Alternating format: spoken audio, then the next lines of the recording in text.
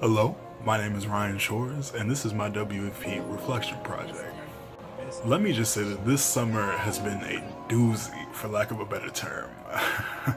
A lot of work, a lot of things to get done, but I mean, it turned out being pretty good. A lot of good accomplishments made this summer. So those of you who aren't familiar with the conditions of my work, I have been working with the New York State Psychiatric Institute, or NISP, as anyone who actually works there calls it. And I've been under the direct supervision of Christoph Anneker, working in the Hen Lab. Honestly, that's where I've been for the last, it's been about 3 years now. It's crazy how time flies. So in the 3 years that I've spent there, we've spent a lot of this time working on pretty long-term projects studying adult hippocampal neurogenesis. It's just a whole process where pretty much, new neurons are placed into the hippocampus of your brain, and increasing these number of neurons pretty much promotes stress resilience. It's a big phenomenon that was discovered just a few years back, and so the lab really takes this idea and runs with it. So what I've been doing is this summer I was able to do a follow-up experiment to our initial experiment.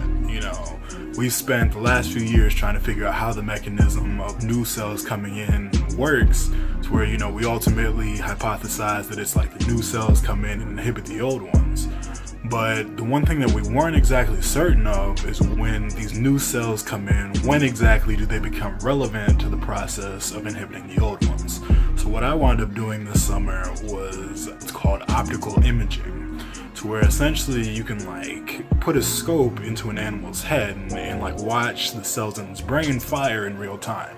It's really great stuff, really interesting science. Very cutting edge, You figure 2 of these scopes cost more than my family makes in a year. So definitely a great opportunity for me to be able to work with these, because I wouldn't really have the opportunity anywhere else.